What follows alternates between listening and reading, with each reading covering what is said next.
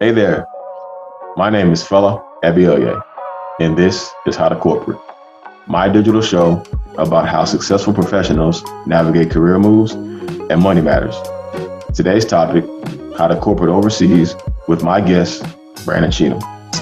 Being on a US based payroll, but like you said, the exchange rate changes, right? And it can fluctuate quite a bit. At one point in time, it was swinging quite a bit, right? Yeah. So there were times when I was getting paid in US dollars and you were like, man, my money is going very far in the UK. Yeah. And then there were times you're like, our money isn't going as far. Yeah. So would you have to time your transfers or whatever, right? Kind of like No, not. I mean, some people can. I didn't. Yeah. Because I still had a pretty good cushion and consistency, but your company, something to pick up on, will realize that exchange rates fluctuate. Mm-hmm. And in my case, every quarter they would reevaluate, hey, do we need to give you more money or less money on some of your premiums based on the exchange rate? So that's something to keep in mind. Don't always think that, just because I'm getting $2,000 for this, that it's always going to be $2,000. They may say, hey, actually the exchange rate is pretty low right now, and that those $2,000 I was giving you before actually goes much further. So we may only need to give you $1,700. Or, hey, we realize that the exchange rate, things are different now, and instead of 2,000, maybe we need to give you 25. So that's something you need to be aware of as well.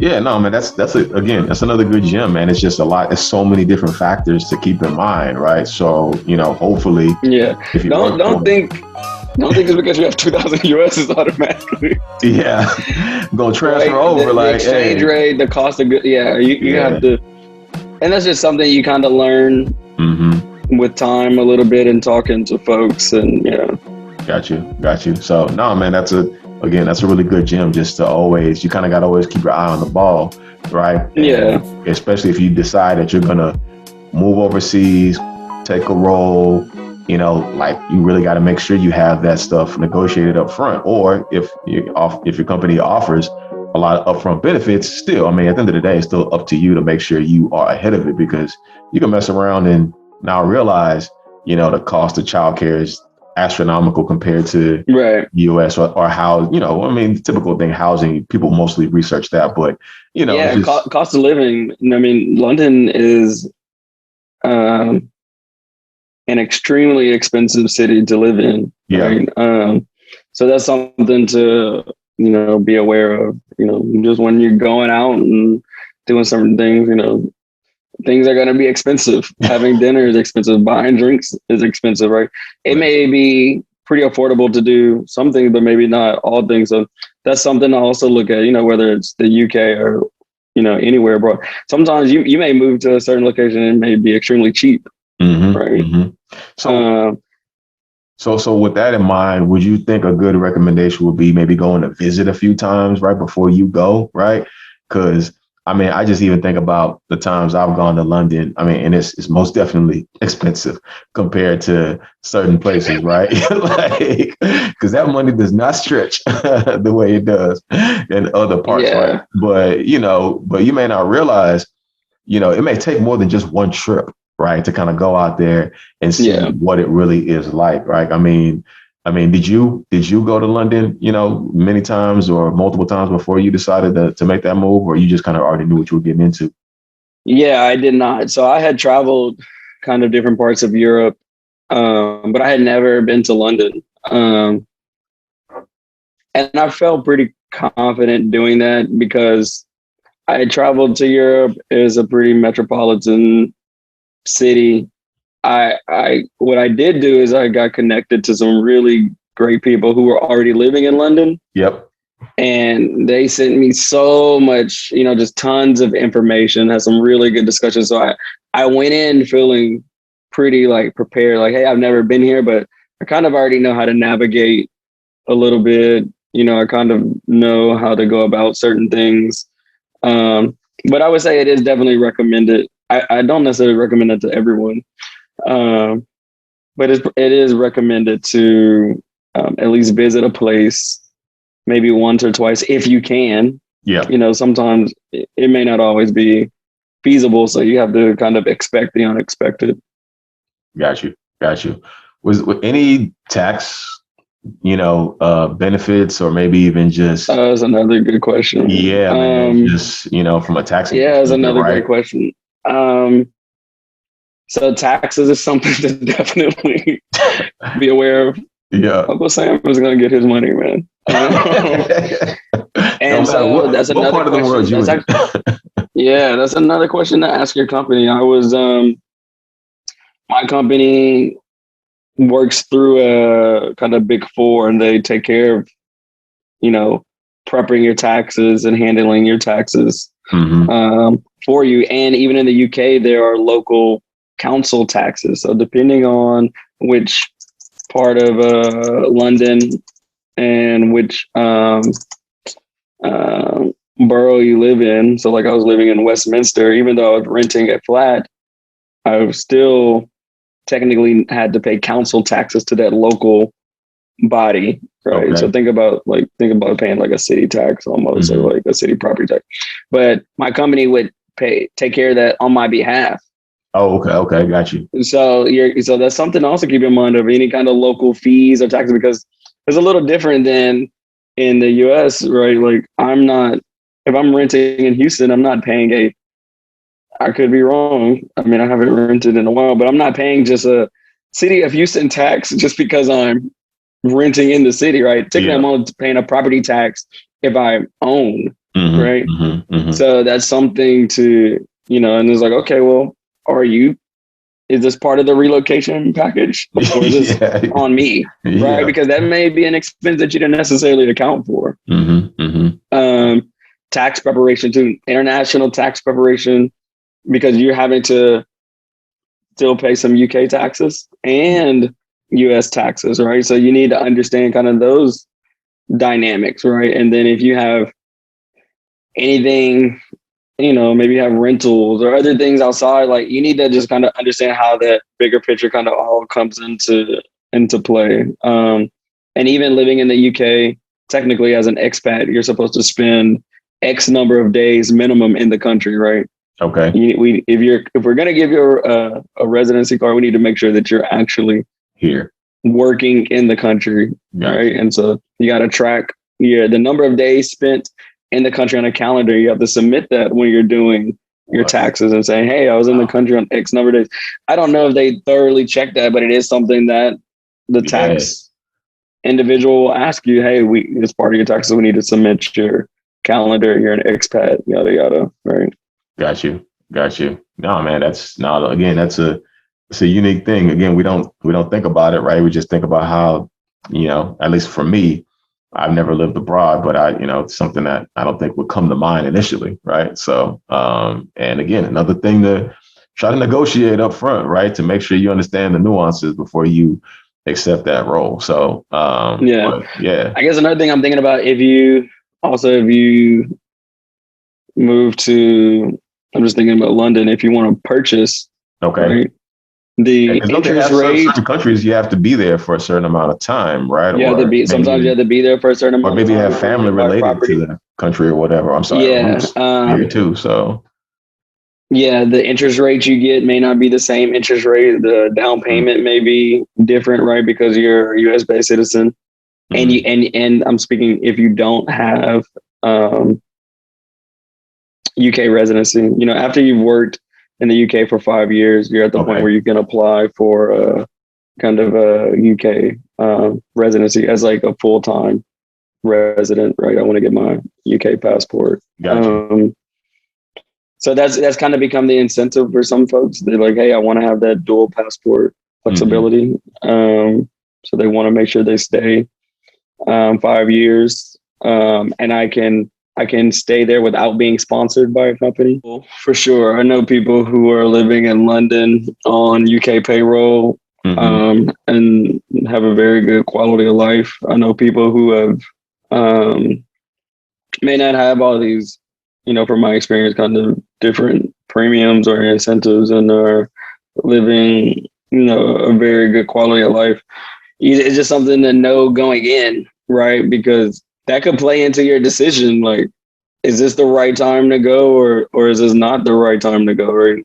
Am I able to take care of these other expenses on my own? Right? It may be a yes or a no, or maybe a yes, but I need to manage my finances a different way to accommodate for it. Yep. Yep. No, man. No, for sure. And it's just it's so many different factors to think about. So, but what about managing your life in the States while still being overseas, right? Because I think a lot of folks, if they do go, right, they probably have intentions on coming back, right? So whether they got a house out there or, I still want to stay connected because I want to be able to move back, like maybe tell me a little about like that process, how it was for you, still kind of managing your life back in the States and trying to figure out your way back at some point. Probably one of the more challenging aspects of working abroad is that you have to be okay knowing that you can't always get back home for every family event, friend event or celebration, right? Because living in London is a 9-hour flight between London and Houston, which is, where my family is and a lot of friends. To get to New York is 6 hours.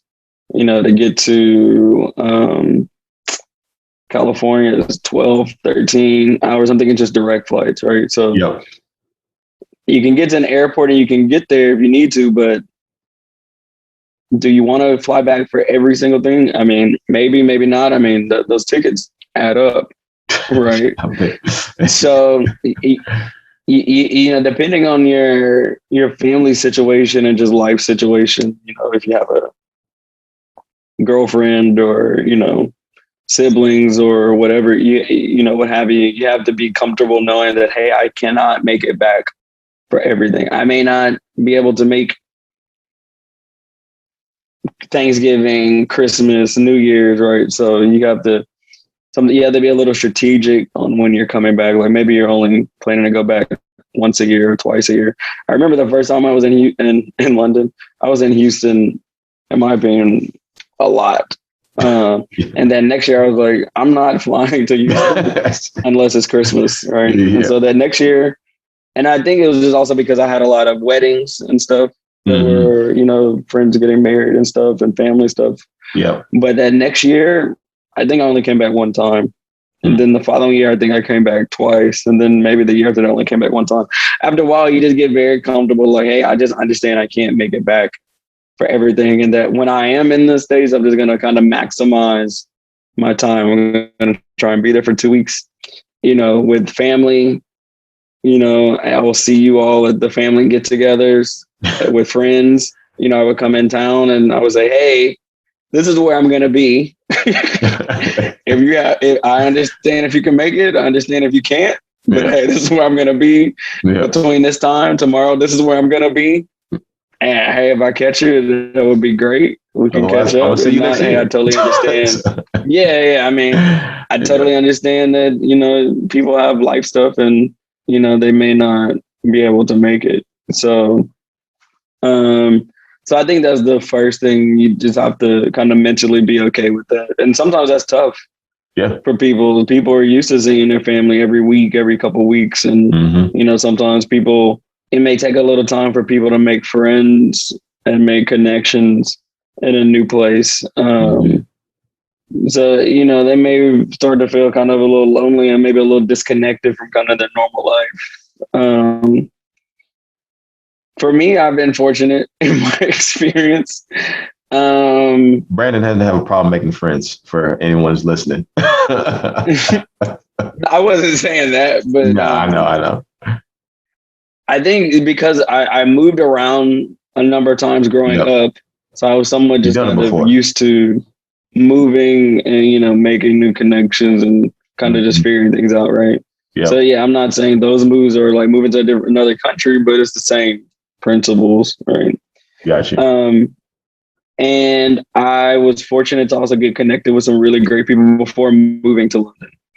So, through them and through that Black expat community, I met some, made some really great connections and, made, some of my best friends, today who, who like really enhanced that experience that I met while over there. And then, here, I mean, fortunately, my dad is here, my mom is here, so they were able to kind of take care of some things that I needed here in Houston.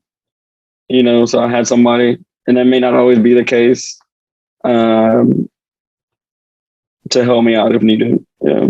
But it's, I mean, definitely helpful, right? I mean, to have some type of base, right? If you're going to come back to the States, having family or somebody to kind of be around to help out with things, or, so. Yeah, I agree. It's definitely helpful.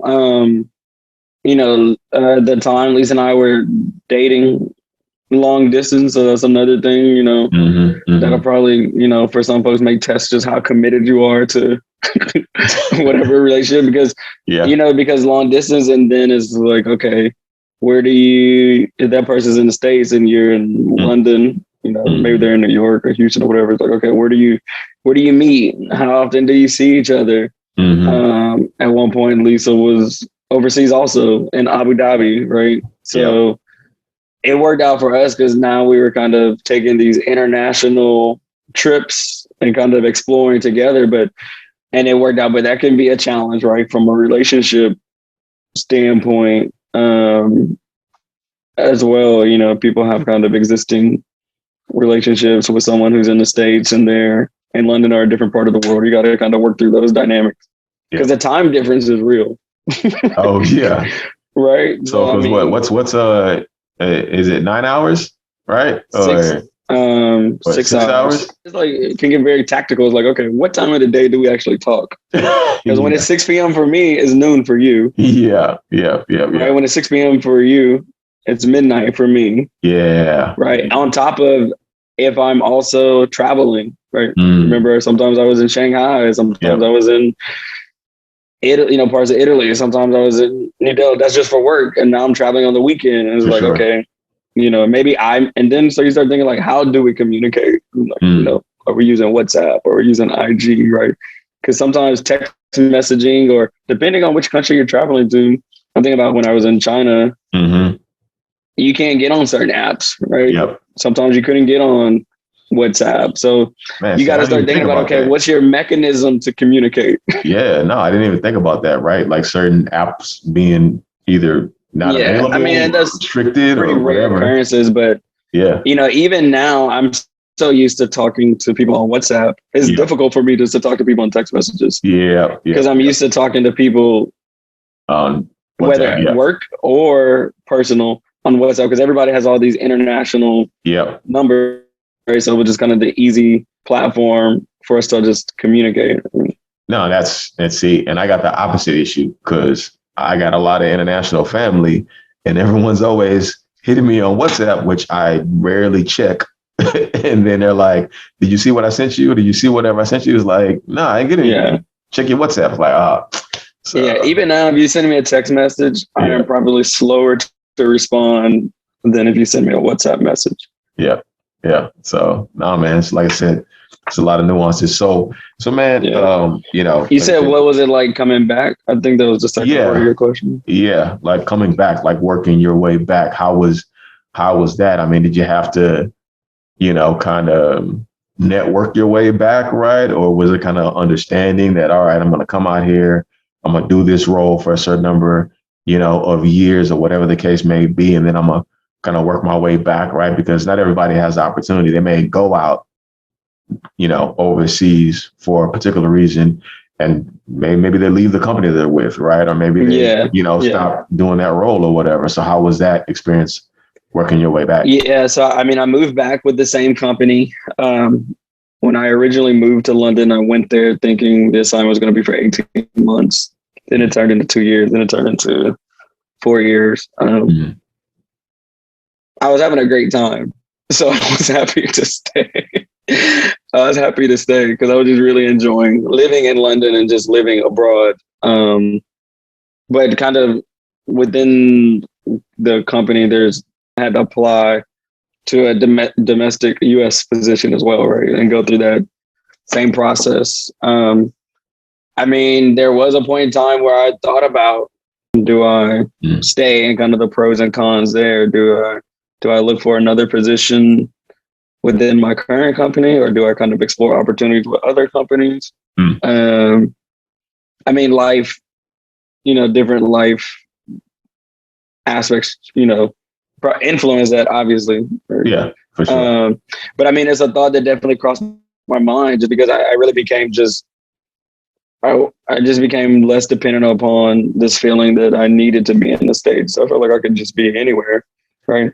Yeah. Even a thought across my mind is like, okay, do I leave London and do I just go somewhere else, right? What does that look like? Whether that's in my company, the company that I was with or am with, or with another company, right? Yeah. And do you just kind of stay abroad? Because I mean, there are a lot of very honestly financial incentives to working abroad within corporate, right? You can sometimes, I mean, just very, very honestly, you're getting certain allowances, but that doesn't necessarily mean you have to spend the entire allowance, right?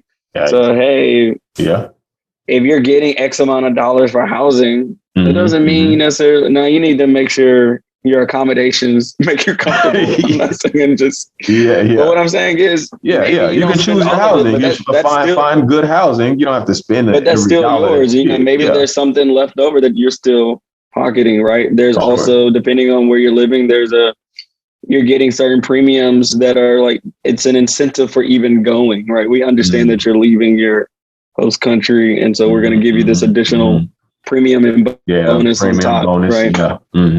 So, financially, it can be, there can be some very strong kind of motivations to stay abroad. And I think you start to really enjoy the experience. You start to kind of enjoy the travel, at least at that point in time. You start having like this more worldly kind of citizen view.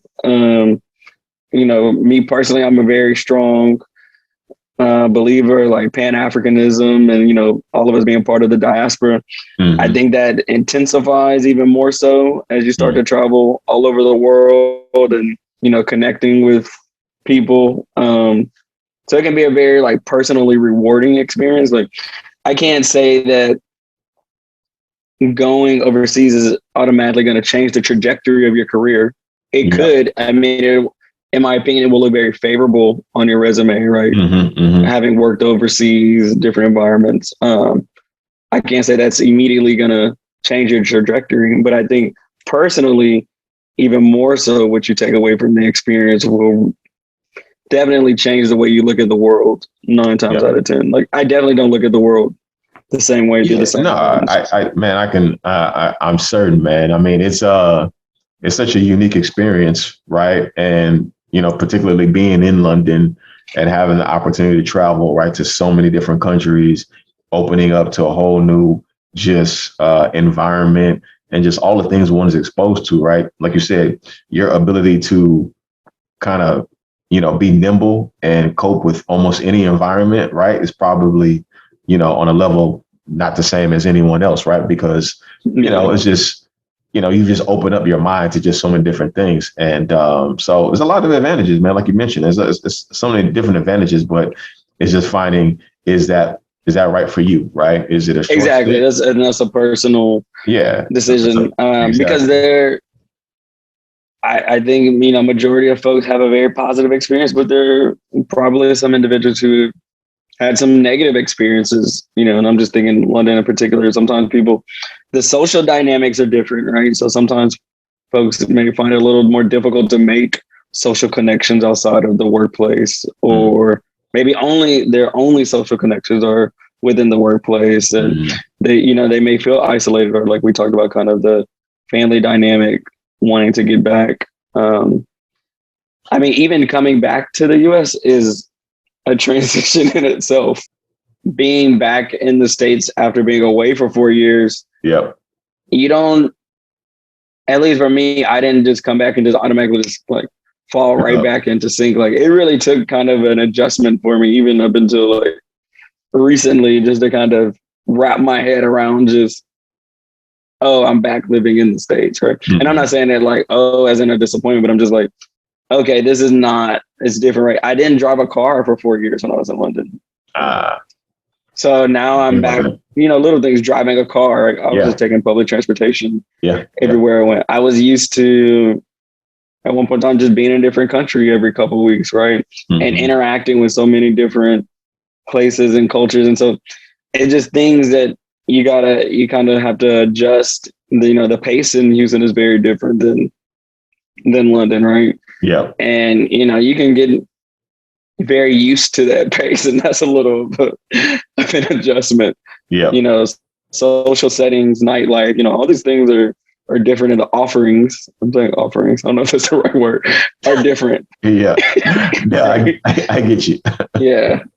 Yeah. So no, man, like I said, it's, like I said, you have such a unique experience, which is why, I had to have you on this, man, because, you've seen multiple sides of it, right? You've seen what it's like to, be with a company and, offer your services and relocate, right, a few times, but then do that overseas, see what the experience is like, and then come back, right? So it doesn't always work out, right? People don't always know what to think about it. So you drop so many different things that, it really, hopefully people are writing this stuff down, because there's a lot of things to think about if you're going to try to even go for something like that. So, and I guess to kind of maybe help close this out a little bit is, if you were to think about some of maybe the things you wish you would have done differently, or maybe some of the disadvantages, like what would you may have done differently before you made the transition, or maybe while you were out there that wasn't so great? What would I do differently? Mm-hmm. Or maybe just some nuances that, this wasn't what I expected it to be like, right? And I didn't really like this aspect of being overseas or working overseas. Or I went to London with this kind of like the world is my oyster kind of mindset, right? Gotcha. Work-wise, I went there for a very specific assignment, right? But I was really very interested in just learning from the people that I was working with from like a cultural standpoint. And, I enjoy travel just personally. So now I get to travel for work and, just kind of align my interests there. So, I mean, if I could go back, hindsight is 2020. Nobody knew COVID was going to happen. I would have traveled even more. I mean, there were all these places, even in my, I said, how was that? I had a long list of places I still wanted to go to. So did you keep count, like a tally of how many countries you went to? I did. How many countries did you go to? While I was there, or just total? While you were there. Oh, I don't have I can't give you a good count. Like while I was there. Give me an estimate, a rough estimate. 25, maybe. 25 countries. That's a lot. So 38 total. Well, you mean in general, or 38 since? 38 is the total, like how many countries I've been to on my list. That's a lot of countries, 25 of those are while I was in London. But there are still like a lot of, there's a lot of, I think. That's like five, 6 countries a year. You know that, right? Like over a 4-year window. That's a lot of countries, man. I feel like I could have done more. And I'm just saying, like, travel happens to me in different like tiers, right? You have kind of this what I would say is kind of like tier 1 is like, okay, you're gonna go to all the big places. Like, I'm gonna go to Paris. Yep. I'm gonna go to Amsterdam. Mm-hmm. I'm gonna go to Barcelona. I'm gonna go to Lisbon, right? Mm-hmm. And then tier 2 is kind of like that secondary level, right? It's like, okay, maybe I'm not going to these really big prime cities, but I'm going to maybe the experience of it all, or I'm going to like Algarve, south of Lisbon. I'm going to Ibiza, and I'm going to like south of Spain or Seville to, or I'm going to horseback riding. Yeah, I got you. South of France. Like now you're not only just going to like big cities, but you're like going to like very kind of like sought out specific. And then there's like the next tier, which is also like, so like for me, I went to Palestine, I went to Jordan. Was Palestine? Yeah. I went to Palestine, and I went to Petra Jordan. And so now I feel like that's kind of like the next kind of like tier. Like I was in New Delhi, Taj Mahal, but then that's international. But then there are also like when I was living in London, like there's places like Bath, Leeds, Manchester. Like there are all these places around that I didn't necessarily get to experience as much because like you can go very like far out or you can go like very deep. So a lot of breadth and depth, right? Just depending on like your proximity, right? So I was really looking forward to going to a lot of places like within the UK that I hadn't had a chance to, but also in my mind, I'm kind of like saying like these like kind of like third tier places that you kind of go for like specific experiences. Yeah. Got you. Yeah. I mean, I'll say this, man. I can only imagine that an experience like that changes your outlook just about things in general, right? So, regardless of whether you enjoy it or not, right, it's an experience, right? And I think that's the really cool thing about opportunities, especially in today's world, is, there's just so many different things you can do overseas, right? And so, and at the end of the day, hopefully you can work your way back too, right? So, and I think it's just important for people to even just think outside of the box, right? And say that, well, you know what, maybe I just decide I don't want to live wherever I grew up or maybe where I went to college at, right? And so, but just having the opportunity to move around. I mean, the first time I left home, as in Houston, was when I lived in Vegas. And that was, for me, it was a big deal, right? And I know I called you a couple of times in there, because it was, and of course you definitely helped me even just put me in touch with folks. I was stressed, man. It was tough, man. It was, Houston had everything I'd ever known. And I tell this story to people all the time that, the first holiday I spent out there was before Thanksgiving, or I was supposed to spend was Thanksgiving. I told myself I moved out there a couple of days after my birthday in October, and I was supposed to stay there through Thanksgiving, and I was going to come back for Christmas. And man, I was just missing home so much. And all I kept thinking about was like, man, I don't know if I can do this. So, and I call you. It's a real thing. It's a real thing. It is. And I will call you, and I'll call other people just like, man, I don't know anybody out here. Just, I don't know if I can do this. And I remember, I think like 2 days before Thanksgiving, I booked a flight round trip from Vegas to Houston. Normal flight. And this is years ago, right? I think it was like $200-300 maybe round trip. That was $800. Paid $800 for that flight. And the minute I stepped off the flight and I got there, I was like, damn, this is a mistake. I knew. I was like, man, I'm not missing nothing. Like, I just, it's just such a mental state, right? Of thinking like it's a mental thing. Sometimes you just have to do it once, get there, and you're like, I'm actually not missing as much as I thought. Nope. At the end of the day, people you're connected with are still there, and so, and as long as you keep in touch, keep your connections, and no matter where you are in the country, you can do it. So, I mean, the last thing I'll say is, again, I made some really great connections. It was unexpected. I was looking to make connections, but I wasn't going in like, oh, I'm just going to make, best friends for life, right? Where I definitely feel like I made some friends for life. And also, like yourself and other friends from the States, I had a steady stream of people coming to London to visit me all the time to like sharing the experience. I really look forward to showing everybody around, traveling with them. So it just, it just enhanced the experience, that much more. Yep. No, that's definitely the case, man. So, well, hey, B, really appreciate it, man. I know we went over a bit here, but I think it's important to really capture, your experiences through this platform because, again, I've been fortunate enough to know you and be able to kind of learn about all these different things, right, and opportunities. But there are folks out there who just don't know, right, and that and hopefully they're listening to this. And they've got a new seed planted in their mind to say that, what, this is maybe an opportunity I want to, go out for, man. So appreciate you, giving the time. So yeah, thank you for having me. Yeah, man. So as we wrap up, I don't know if you want to share, any of your information, or whether it be social media or the expat, social media handles for anybody who's interested. Yeah, let me if people want to follow me on social media, you can. I don't post very often. I'm probably, I guess what the young kids say, what, trolling? I don't know.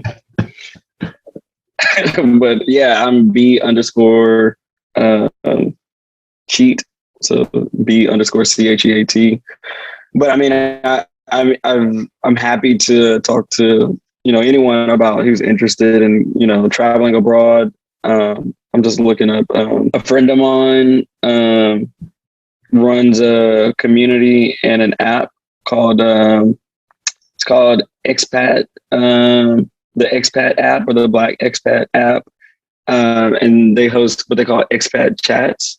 Her name is Shar Winter. She's talking to expats, specifically Black expats that are living all over the world, and they're sharing their experience, what brought them there, how their experience, work-life balance, some with kids, some without, family. And I mean, all over, folks in Korea, all throughout parts of Africa, Europe, East Asia.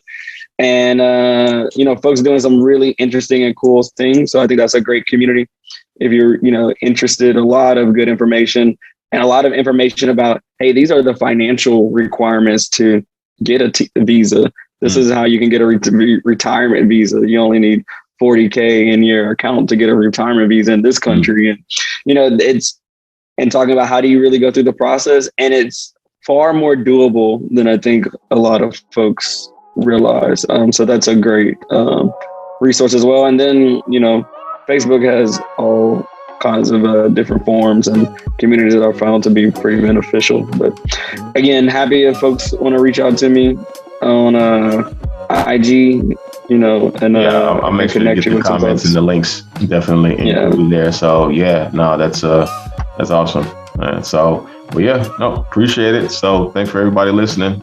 Hey, thanks for tuning in. For more content, please click the subscribe button and follow us on all social media platforms at How to Corporate.